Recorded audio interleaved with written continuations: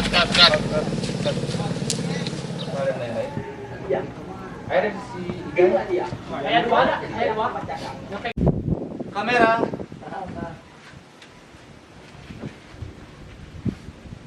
Rolling. Sound. Weapon. Slide 23, scene 1A, shoot 5, take 5.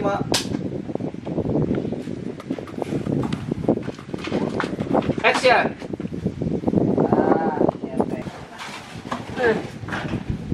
Ente. Kalau soal figuran, sebenarnya itu sangat penting.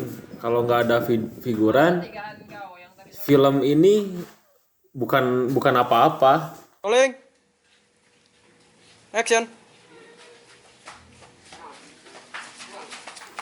Walaupun cuma selewat, tetap jadi nilai poin plusnya ada di sana. Jadi benang merahnya juga ada di sana. Walaupun cuma dialognya dikit. Oke, thank you. Oh iya, thank you. Ya menurut saya penting banget sih figuran tuh. Kerjaan saya adalah seorang figuran. Biasanya tuh kita tuh udah di calling dari subuh untuk datang. Nah, telepon. Halo, Mama Saru. Iya kan? Biasa tuh karena motor kupling. Hah? Saha ieu ceritanya? Dan tak apanya, jual-jual random bisa tuh kena kupling. Dikasihlah teks aku teh sebagai Riko. Judul temanya teh isi angin lah kayak gitu aku teh. Soal kualitas tidak dinomorsatukan. Yang penting looknya kelihatan oke di dalam frame. Sangat tertarik, tapi kan aku insecure karena nggak punya pengalaman. Maksudnya belum tahu dalamnya tuh sebenarnya perfilman kayak apa. Pas udah sampai nih, kita tuh di make upin lah segala macam, di briefing segala macam, kostum yang kayak gitu. Terus tiba-tiba shootnya tuh jam 12 siang. Si yang casting itu tuh wajahnya, tubuhnya, cara ngomongnya udah kelihatan, misalnya kelihatan preman gitu. Wah, udah kelihatan preman nih, udah kelihatan penjahat nih, udah kelihatan apa gitu. Soal acting nanti nyusul karena kalau sinetron kan kejar tayang. Pertama kayak dari tampilan, body, kayak kelihatan.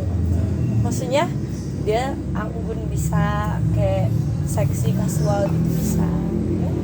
Sementara kita udah make up dari subuh-subuh, udah standby di situ dari subuh. Tiba-tiba take jam 12 siang, kita panas-panasan di outdoor syutingnya. Dan si pemeran utamanya itu susah banget, beberapa kali di take. Nah, sebelumnya aku teh ada keluhan sih sedikit. Kan waktunya teh jam 6.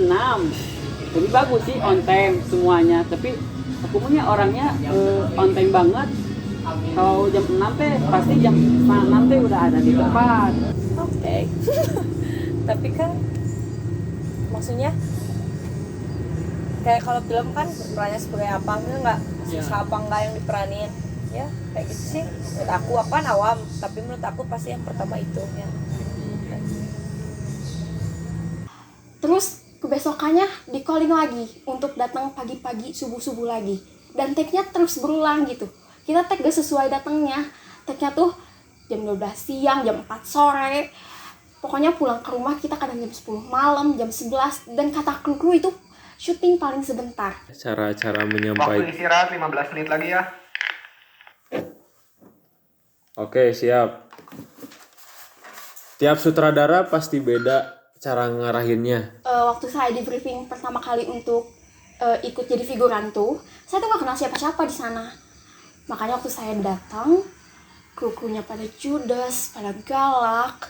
Orang-orangnya emang baik sih menurut aku, cuma akunya lebih ke introvert dulu, lihat dulu sifat-sifat orang-orang gimana sih nganggapnya ke orang lain. Oh bagus, kalau ini bagus ke orang lain ya aku langsung di situ berinteraksi sama orang lain.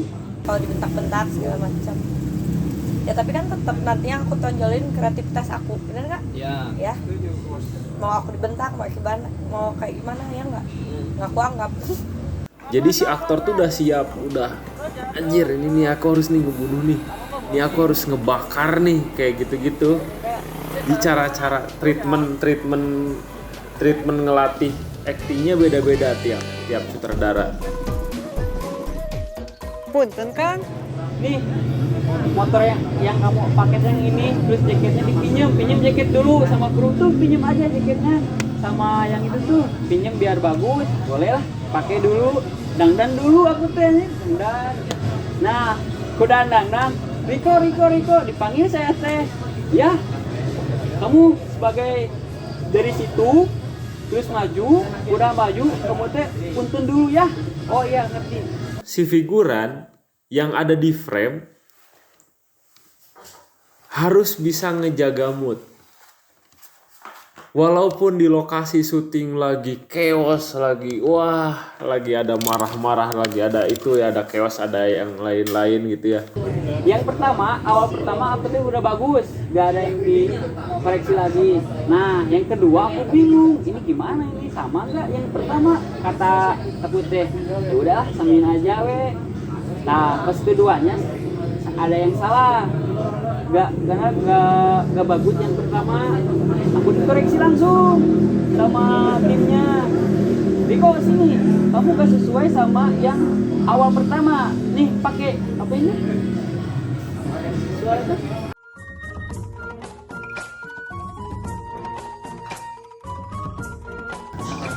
Karena basicnya model ya, jadi sebenarnya kalau dunia perfilman itu nggak kepikiran. Jadi tuh dulu itu ikutan casting itu iseng-iseng aja waktu kayak ada casting Prima Mansion 5, sudah gitu akhirnya kepanggil lah, alhamdulillah. Soal kualitas artis beda gitu ya, maksudnya tuh mereka udah punya jam terbangnya sendiri, sedangkan figuran yang paling ngebuat kesel tuh muka saya jadi hancur karena make up, tahu gak? Ya karena ini juga saya tuh di make up dari subuh, dari jam 6. Syutingnya jam 9. Nah, disitulah agak ngantuk poeng teh. Aduh, ngantuk ini aku teh. Makan juga biasanya kan suka bareng-bareng sama talent-talent yang lain juga. Saya juga pernah waktu itu bukan gak kebagian makan, tapi kebagian makan sedikit karena terburu-buru sama waktu syutingnya. Dan waktu take tuh saya pernah pas lagi nongol ya ngehantuin kayak dar langsung kerebek. Aduh. aku sendiri gitu ya, di saat bikin film, di saat ngedirect pertama kali filmku, aku sendiri sampai lupa makan tuh, sampai lupa gitu, istirahat juga sampai lupa karena terlalu fokus ke frame. Terus nih, saya tuh punya trauma di lokasi syuting. Selama saya jadi figuran, saya pernah tuh take sekitar jam 10, jam 11 malam. Take-nya tuh di outdoor gitu, ceritanya kayak di hutan gitu. Terus tiba-tiba saya ngeliat pocong di sana. Dan itu tuh lagi bener-bener take syuting, dan tiba-tiba saya teriak sekencang-kencangnya ngancurin take itu. Sumpah dari sana tuh saya takut banget kalau take harus lebih dari jam 9 atau jam 10 malam tuh udah takut banget gitu. Kayak gak mau lagi ketemu pocong. Waktu itu shoot di kuburan, katanya suruh tiduran. Dan tahu gak, ketika pas saya merem, saya tuh ditinggalin sama kru-kru yang lain. Terus tiba-tiba aneh banget, asisten sutradaranya nyuruh saya make upin talent yang jadi kuntilanak. Saya disuruh make upin kuntilanak, padahal saya sendiri aja takut ya sama hantu karena ketemu pocong.